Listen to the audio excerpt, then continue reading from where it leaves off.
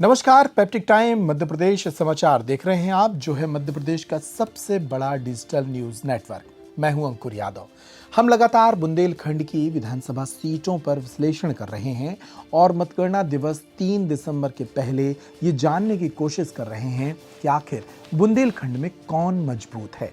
हमने पिछले दिनों छतरपुर, निवाड़ी और टीकमगढ़ की सीटों का विश्लेषण किया, साथ ही सागर जिले की सीटों का विश्लेषण किया। आज इस एपिसोड में हम पन्ना जिले का विश्लेषण कर रहे हैं। पन्ना वो महत्वपूर्ण जिला है जो प्राकृतिक सौंदर्य से सराबोर तो है ही, इसी जिले से मध्य प्रदेश के खनिज मंत्री बृजेंद्र प्रताप सिंह भी आते हैं। वे पन्ना विधानसभा से विधायक हैं और यहीं से विधायक चुनकर वे मध्य प्रदेश सरकार में खनिज मंत्री बनाए गए थे।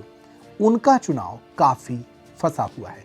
ऐसी बातें लगातार सामने आ रही हैं कि उनका चुनाव फंसा हुआ है। एक मजबूत चुनौती उनकी सीट पर कांग्रेस ने दी है। इस वीडियो में हम पन्ना जिले की तीनों सीटों की समीक्षा करेंगे। पन्ना जिले की तीनों सीटों पर क्या हाल है, आफ्टर पोल क्या कयास यहां पर लगाए जा रहे हैं, इस पर बात करेंगे। सबसे पहले आपको बता दें कि पन्ना जिले में 3 विधानसभा सीटें हैं। एक पन्ना मुख्यालय, पन्ना विधानसभा जिसे नाम दिया जाता है, दूसरी पवई विधानसभा और तीसरी है गुनौर विधानसभा। गुनौर विधानसभा पन्ना जिले की आरक्षित सीट है, जबकि 2 सीटें सामान्य हैं। पहली पन्ना जिले की मुख्यालय की जो विधानसभा है उस पर बात करते हैं। पन्ना जिले की मुख्यालय की विधानसभा सीट पर बात करें, इसके पहले 2018 की तस्वीर देख लेते हैं। 2018 में पन्ना मुख्यालय की सीट पर भारतीय जनता पार्टी ने बृजेंद्र प्रताप सिंह को मैदान में उतारा था।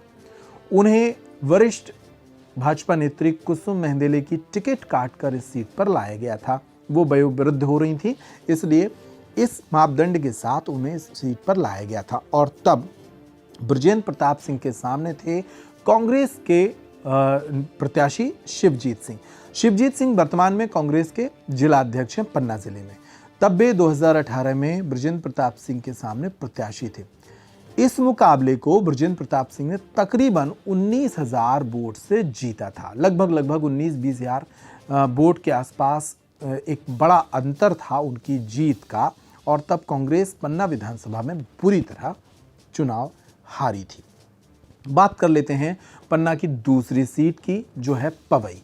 पवई एक महत्वपूर्ण सीट है। क्यों? क्योंकि इस सीट पर कांग्रेस के वरिष्ठ नेता और पूर्व मंत्री मुकेश नायक चुनाव लड़ते हैं। इस बार भी कांग्रेस के प्रत्याशी के तौर पर मुकेश नायक इस सीट पर चुनाव लड़ रहे थे, जबकि भाजपा ने अपने मौजूदा विधायक प्रहलाद लोधी को ही इस सीट पर उतारा था। 23 का मुकाबला बाद में समझेंगे, पहले 18 की तस्वीर देख लेते हैं। 2018 में भी ये दोनों प्रत्याशी ही आमने सामने थे। भाजपा ने प्रहलाद लोधी को मौका दिया था, कांग्रेस ने मुकेश नायक को मैदान में उतारा था। तब मुकेश नायक बुरी तरह चुनाव हारे थे। भाजपा ने यहां लगभग 23,000 से ज्यादा वोट से 2018 में चुनाव जीता था और प्रहलाद लोधी यहां से चुनकर विधानसभा गए थे।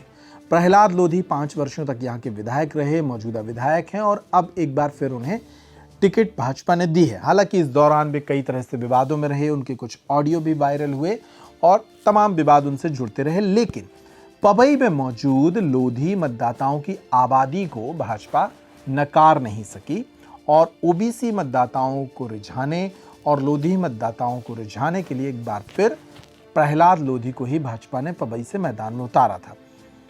कांग्रेस के पास पवई सीट पर कोई मजबूत दावेदार नहीं था, इस तरह की बातें सामने आ रही थी। इस बार एक बार फिर मुकेश नायक, जो कि यहां से बाहरी कहे जाते हैं, उनको कांग्रेस ने मैदान में उतारा था।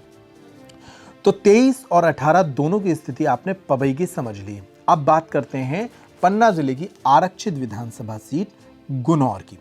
गुनौर में 2018 का जो मुकाबला था वो था भाजपा के प्रत्याशी राजेश कुमार वर्मा और कांग्रेस के प्रत्याशी शिवदयाल बागरी के बीच। तब यहां भाजपा हार गई थी और कांग्रेस के शिवदयाल बागरी चुनाव जीते थे और वो 1984 वोट से चुनाव जीते थे।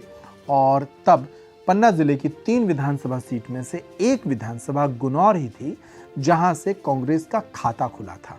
पन्ना की 3 में से 2 सीटों पर भाजपा और एक सीट पर कांग्रेस चुनाव जीतने में कामयाब हुई थी 2018 में। अब बात करते हैं 2023 की। इस बार यहां क्या स्थिति है? शुरुआत करते हैं पन्ना विधानसभा से ही। पन्ना विधानसभा महत्वपूर्ण विधानसभा है क्योंकि बृजेंद्र प्रताप सिंह मध्य प्रदेश के खनिज मंत्री यहां से चुनाव लड़ते हैं। वे एक बार फिर भाजपा के प्रत्याशी बनने में कामयाब हुए। उनके विरुद्ध इस बार कांग्रेस ने चेहरा बदला। 2018 में जहां शिवजीत सिंह को मैदान में उतारा था, तो वहीं 2023 में इस सीट पर भरत मिलन पांडे को मैदान में उतारा। भरत मिलन पांडे कौन है? भरत मिलन पांडे और बृजेंद्र प्रताप सिंह के बीच एक तकरार चल रही है, एक सीधी प्रतिद्वंदिता चल रही है। ये आपस में एक दूसरे के खिलाफ खूब बयानबाजी करते हैं। भरत मिलन पांडे का पिछले दिनों जब हमने इंटरव्यू किया था, तब उन्होंने आरोप लगाए थे कि बृजेंद्र प्रताप सिंह ने उनके विरुद्ध तकरीबन 20 मुकदमे कायम कराए। भरत मिलन पांडे का नाम भी रेत कारोबार से जुड़ता रहा, बृजेंद्र प्रताप सिंह का नाम भी रेत कारोबार से जुड़ता रहा। दोनों ही बराबरी के प्रत्याशी थे। इस बार पन्ना विधानसभा में दो नई चीजें हुई हैं जिसके कारण परिणाम बदल सकते हैं। पहला, कांग्रेस ने पन्ना विधानसभा के उस हिस्से के किसी व्यक्ति को टिकट दिया है जिस हिस्से के किसी व्यक्ति को अभी तक टिकट नहीं मिलता था। भरत मिलन पांडे अजयगढ़ सेक्टर से आते हैं। ये बड़ा सेक्टर है, मतदाताओं की बड़ी संख्या यही रहती है।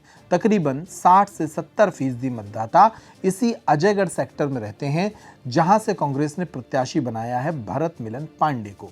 इसलिए वे काफी मजबूत कहे जा रहे हैं। दूसरा, पन्ना विधानसभा में इस बार ब्राह्मण मतदाताओं का पोलराइजेशन देखा गया है, ध्रुवीकरण देखा गया है। ऐसा कहा गया कि इस सीट पर ब्राह्मण एकजुट होकर वोट कर रहे हैं कांग्रेस के पक्ष में। इन दो कारणों के चलते पन्ना विधानसभा सीट पर इस बार बृजेंद्र प्रताप सिंह की राह आसान नहीं है, मुश्किल भरी है। फैसला 3 दिसंबर को होगा, लेकिन जो कयास आफ्टर पोल यहां लग रहे हैं वो ये कह रहे हैं कि इस सीट पर कांग्रेस थोड़ा मजबूत है। हालांकि बार बार वही बात आती है, लाडली बहना एक बड़ा फैक्टर है।